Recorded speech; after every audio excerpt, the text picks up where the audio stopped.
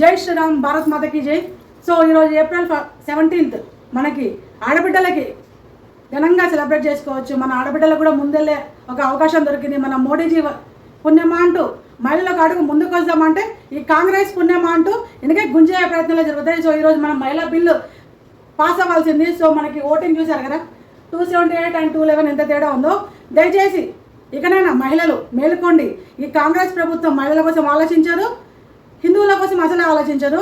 మన హక్కులను మనం సాధించుకునే విధంగా మన మోడీజీ మనకి అవకాశం ఇస్తుంటే, మన బీజేపీ ప్రభుత్వం మనకు అవకాశం ఇస్తుంటే ఈ దరిద్రపు కాంగ్రెస్ మహిళల కోసం సపోర్ట్ ఇవ్వడం మానేసి ఇంకా వెనుకకు లాగే ప్రయత్నం చేస్తున్నారు. సో వీళ్ళకి బుద్ధి చెప్పే విధంగా రానున్న రోజుల్లో మన ఓటు హక్కుతోనే వాళ్ళకి ఎక్కడా కూడా వాళ్ళు ముందుకు రాకుండా కాంగ్రెస్ అనేది లేకుండా చేయాలని ఈరోజు మనకి జరిగిన ఈ ఇన్ని నాళ్ళ కళ, ఇన్ని శతాబ్దాల కళ మన మోడీజీ దయ వల్ల నెరవేరుతుందని మహిళలందరూ మోడీజీ అని చెప్పేసి ఎక్కడ మళ్ళీ నెక్స్ట్ బీజేపీకే పట్టాభిషేకం కడతారో ప్రజలు అని చెప్పేసి ఈ కాంగ్రెస్ ఒక దుర్బుద్ధితోని ఈ బిల్ అనేది స్టాప్ చేయడం జరిగింది. సో దీనికి మీ అందరం కూడా మన మహిళల తరఫు నుంచి కూడా మీ అందరం నిరసనగా ఈ కాంగ్రెస్కి బుద్ధి చెప్పే విధంగా రానున్న తరాల్లో వాళ్ళకి ఓటు వేయకుండా కాంగ్రెస్ కనిపిస్తే హస్తం ఎక్కడ కనిపిస్తే వాళ్ళని హస్తంతోనే బుద్ధి చెప్పాలి. మనం ఆ హస్తంకి మన ఓటు హక్కుతోనే హస్తంతోనే మన ఓటుకి మన కమలం పువ్వుకే ఇకనైనా ఆలోచించండి. మహిళల కోసం ఆలోచించే ప్రభుత్వం ఏముంది?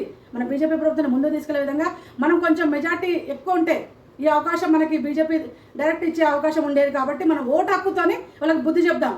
మనకు ఒక అవకాశం ఇచ్చే ఛాన్స్ కూడా వేరే పార్టీకి అవసరం లేకుండా ఎక్కడ చూసినా కమలం పువ్వు, కమలం ఆరెంజ్ కలర్ వచ్చే విధంగా మన ఓటు హక్కుతోనే మనం మహిళలు ఈ కాంగ్రెస్ ప్రభుత్వానికి బుద్ధి చెప్పాలని కోరుకుంటాను.